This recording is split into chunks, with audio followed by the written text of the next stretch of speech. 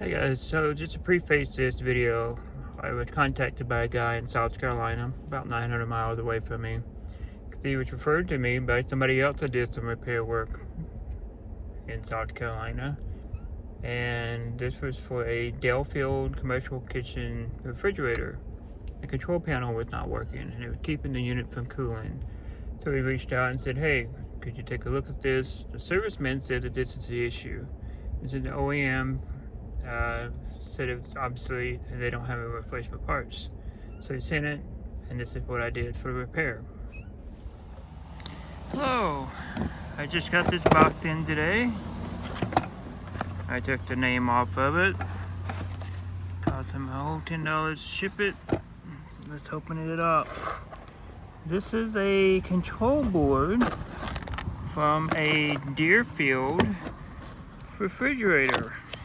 Delfield is used mostly in commercial kitchens. And the OEM Delfield said it's not, is obsolete and there are no replacement parts for these. They did give me 20 bucks to ship it back. And this is what it looks like, okay? It's a mc1 tempatrol. Now his person came through and told him that this was preventing the machine from turning on, just cooling it. He had a label on here showing the 120 volts. So this actually will have 120 volts powering this up. But I'm not sure what the label was or where it's at. I'm not sure what this cardboard piece is here either. Kind of interesting. But we're going to take it apart as much as possible. Doesn't look like much to take apart on it. I did want to get a first analysis on this and see if there was any solder joint problems or whatnot. So we're going to do a live version right here. I'll show you what I see and what I don't see. And we're just going to go over solder joints fresh out of the gate, okay?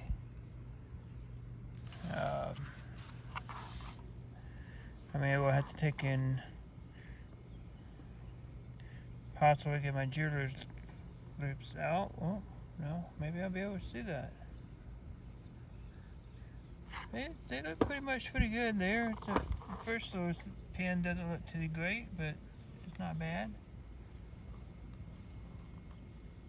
It's not terrible. I don't see any circles. Because all I'm doing right now is just examining solder joints. I just want to make sure all the joints are good. I'll have to take the flux off in order to see what's underneath there.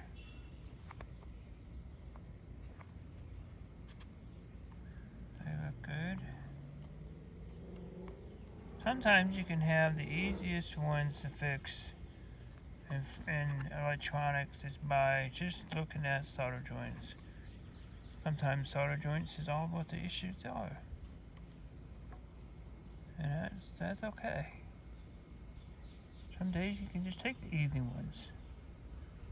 And now you notice I'm kind of painted on this one pin right here.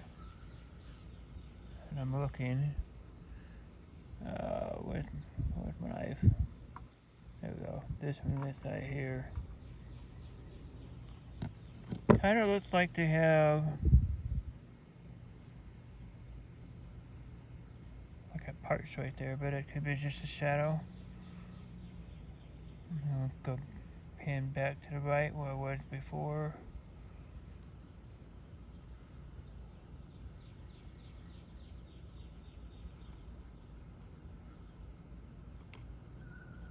Now this solder looks substantially good. I'm really impressed. They did a great job. There are some pads that look like they are floating though, as you can see. I'll push this down. Be this long header. I think I'm right there. Yeah, you see how that pin's just floating? This pin is too. And I did notice over here, this one especially looks like it's just kind of floating. So we'll have to get the ohm meter out. We'll clean that flux, or whatever that is, and we'll clean it up, make it look pretty. See if we can get some better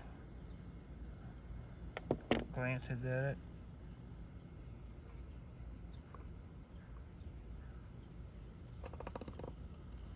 It almost looks like it's a glue.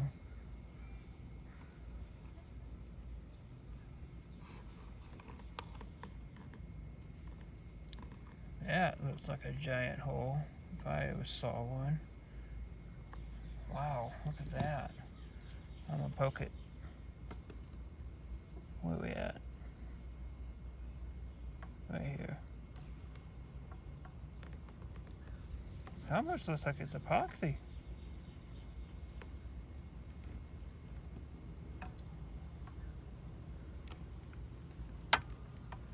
Yeah. Huh.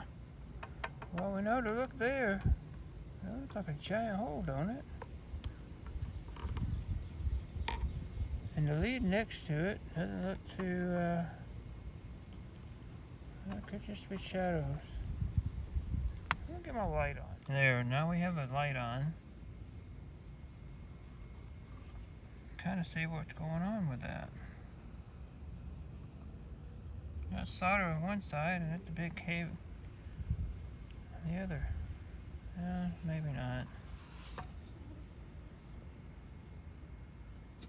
Sorry, the camera's bouncing around.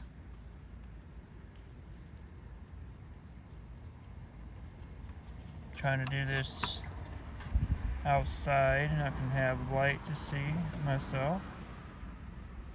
Man, those solder joints look pretty solid. I'm happy to hear that, or see that, or even to say this. Minus that one little one in the corner. I'm not sure why they have the epoxy on those though. That's kind of weird. Okay, well, I think what's left is just take the board out and see exactly what's inside on the underneath. I'm going to have to take in, looks like push in these tabs here and get it out.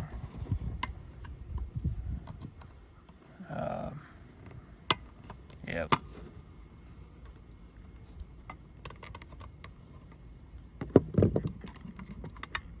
I imagine there's going to be some switches or membrane for the buttons on the front. I would hope so. Okay, just gonna let that fall out this way, and I'm right. There's your touch screen membrane. I'm gonna pull this out. I don't think it has a lock on it. It don't. It's just pulled out. Just like that. Boy, they look worn. Okay, we'll look at that in just a second. Actually, I'm going to put the circuit board down. We're going to look at that right now. Look at the contact on that.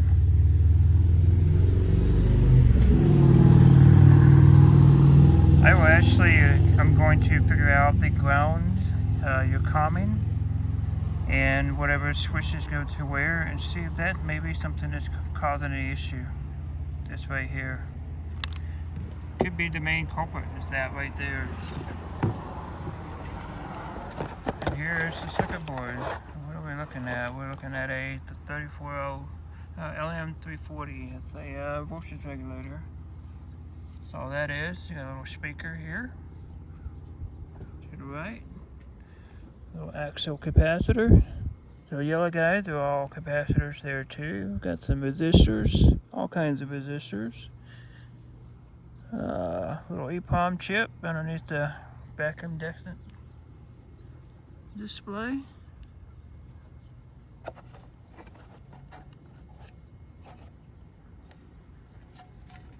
I guess this is going to be a communication chip. Or CSI, whatever that is. I'll have to look that up.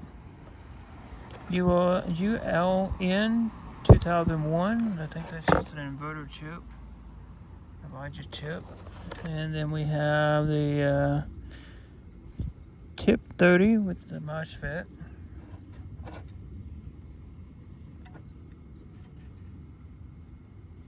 Not sure what the glue's there for, but okay. Got a couple little chips underneath there. It's probably drivers for this little screen here.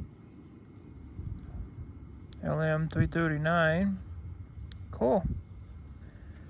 Well, it's basic. I am going to just probably, I don't know, I'll go over some of these little diodes here. They have a couple of diodes up here in the top right here. You'll see this is the diode right here by the tip 130. I'll ohm them out in just a second.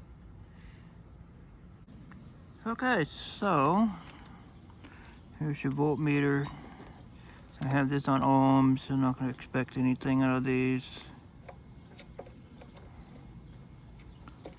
And here's the diode underneath.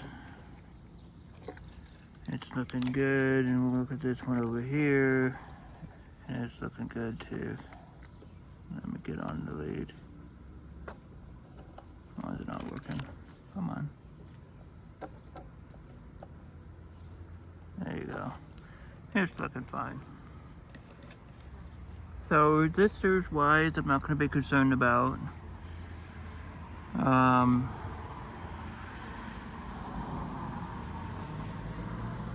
It's not often you have any power with resistors. I mean, if there's something bad, you would see it. My main focus right now is this panel, this touch panel up here. And checking and see what the ohmage is, where it's supposed to be at. I may have to take and recoat those contacts in order for it to work. Okay, so it is a measuring off the camera. And if you go from here to here,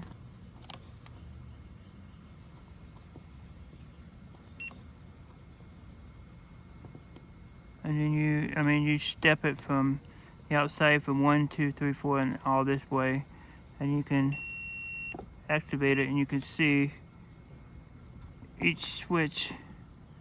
It's hard to grab onto this.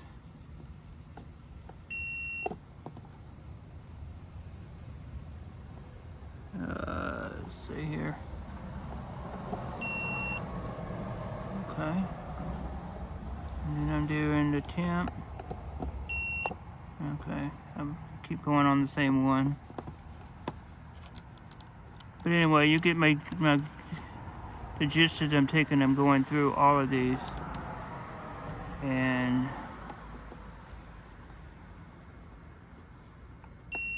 there's the up, and I'll get to the last one, and that should be your down. I'm getting 183 ohms, 102.3, and then I hit down and I get that. So whatever reason, the down is constantly having 183 ohms on it, and it shouldn't, I wouldn't think. So I think the fish plate is actually causing the issue of something not working properly.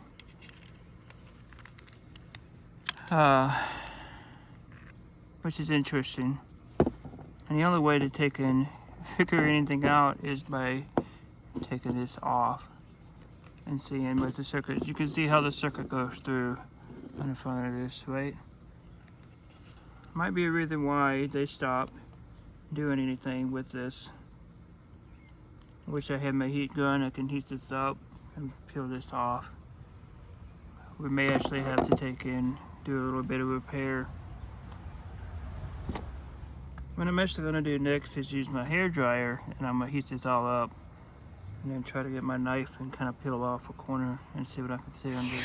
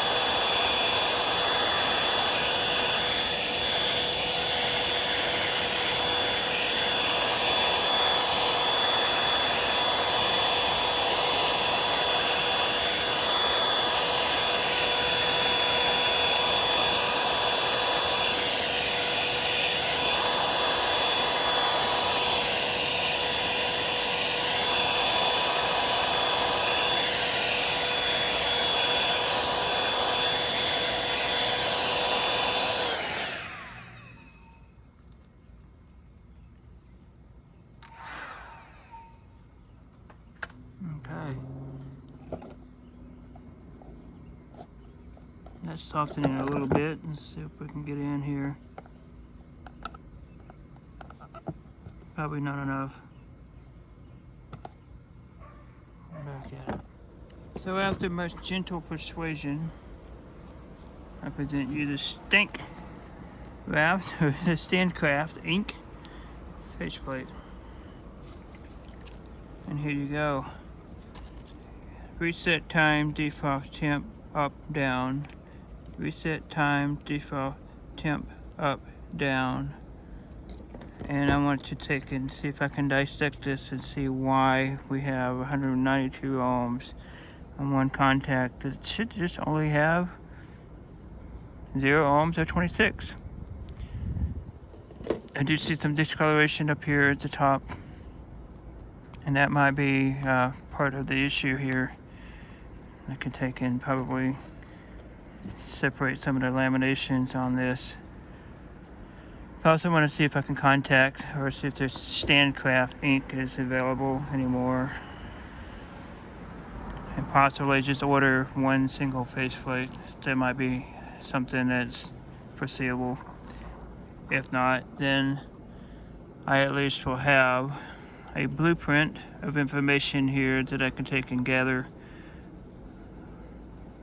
and if needed, make my own. So it's likely what's happened is fluid has ingressed into this somehow upward, and it's making a contact inside here, a dirty contact, and that's what's causing some issues. I would be kind of curious if that's what's causing all of his issues, where it's not enabling it to cool. I do need to talk to him on the phone and see if there's any functionality with this at all. I do want to fix that first. Absolutely do not know about the voltage coming in. It said there's 120 volts coming in. Well, I don't see any bridge rectifiers. I don't think that this is something that I need to try to put 120 volts into. I think the 120 volts is stepped down to something manageable by that LM 340. We'll figure it out. I did relook at this, and seeing it in person in hand, the solder joint looks fine. I was concerned about that, but I don't think that's an issue anymore. I think our main focus is going to be this keypad right here. I did want to point this out. After I peeled it off, I no longer have that contact being an issue. So it could very well be that this button here is causing some issues. The down. I'm going to try to delaminate this a little bit. I'm going to peel the piece apart here, and then just going to kind of scrape the contact if I can, if possible. And I might be shipping it back to the guy. So, since I like to be a surgical genius sometimes, and I say that lightly, I'm not a genius, I'm just a guy that likes to tinker. I actually followed this line here, and it was actually hollow going through up here. So I just kind of scored me a line and scored this here. And nothing damaged on the front side of the the keypad itself. Pardon me, there's all kinds of bugs. Fuck.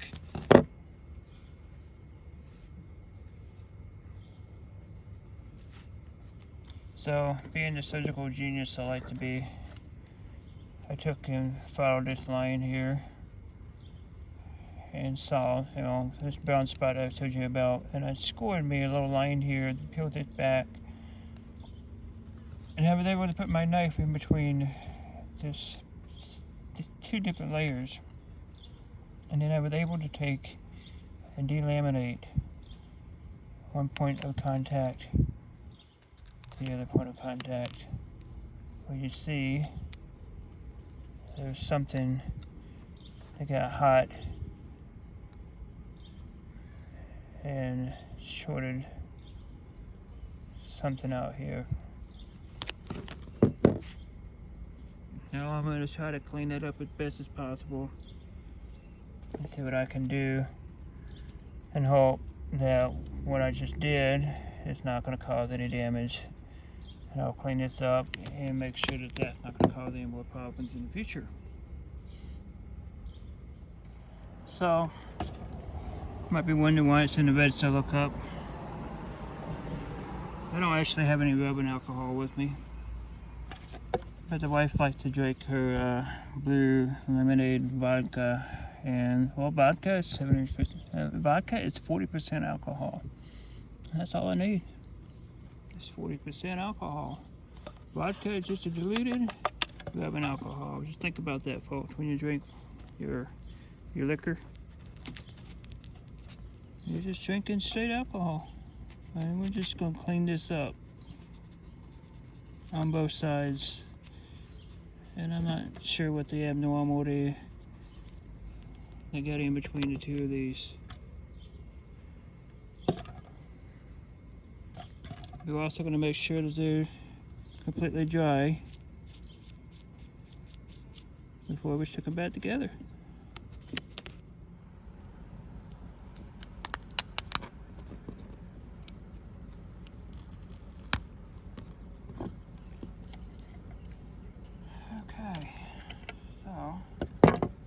Now we have to wipe the cage clean. Putters, lining the corners back up, which ain't nothing very hard.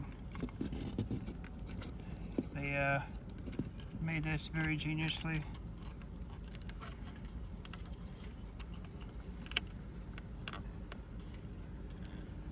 There we go. And I notched everything out so it should just line up perfect. I'm not going to press it down all the way until I make sure my other side is nice and tight too. Okay, I'm happy with that. Lay it flat.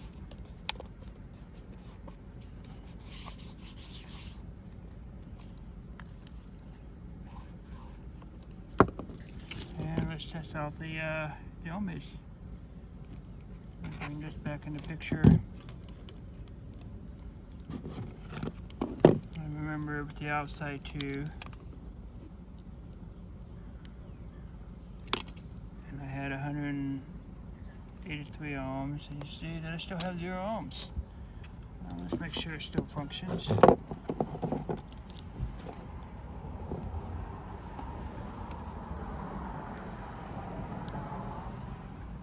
Hardest part is getting the meter lead on it and sticking, and we got it. Cool. I believe that's what the issue is. 100%. I'm gonna send it back to Buddy and have him update me. And hopefully we'll get somewhere. Okay, I got this back. This is the part that you fixed the button on. I plugged it in earlier and set it.